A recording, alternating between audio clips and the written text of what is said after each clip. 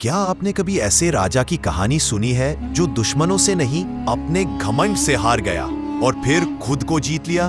आज की ये कहानी आपके सोचने का तरीका बदल देगी।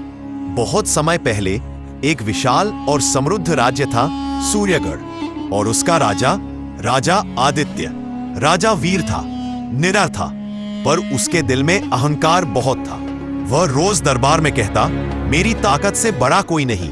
प्रजा डरती थी, मंत्री चुप रहते थे और सच्चाई किसी की हिम्मत नहीं थी कहने की। एक दिन एक बूढ़ा साधु दरबार में आया। साधु, राजन, आपकी तलवार शक्तिशाली है, पर आपका मन कमजोर है।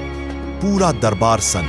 राजा गुस्से में, मेरी कमजोरी? मेरे सामने सब कांपते हैं। साधु शांति से, जो दूसरों को हराए वो योद्धा, जो भीतर के अहंकार को हराए वही सच्चा राजा। राजा हंस पड़ा। कुछ ही महीनों बाद काल पड़ा, फसल बर्बाद, लोग भूखे, खजाना खाली, लोग मदद मांगते रहे। राजा ने पहले नजरअंदाज किया, लेकिन एक दिन महल के द्वार पर उसका ही सैनिक बेहोश होकर गिर पड़ा। राजा ने पहली बार डर महसूस किया।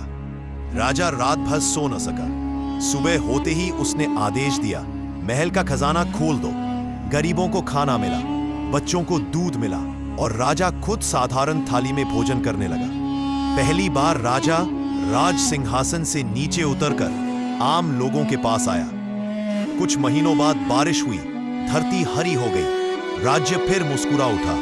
वही साधु फिर आया। साधु, अब बताइए राजन, असली शक्ति क्या है? राजा आंखें झुकाकर बोला, असली शक्ति तलवार नहीं, असली शक्ति अहंकार को नियंत्रित करना है। साधु मुस्कुराया और अदृश्य हो गया। जो खुद को जीत ले वही सच्चा राजा होता है, तलवार से नहीं। दिल से राज करने वाला ही महान होता है। अगर ये कहानी आपके दिल को छू गई हो तो लाइक जरूर करें। ऐसे ही कहनी के लिए चैनल को सब्सक्राइब करें और इस कहानी को उस दोस्त के साथ शेयर करें।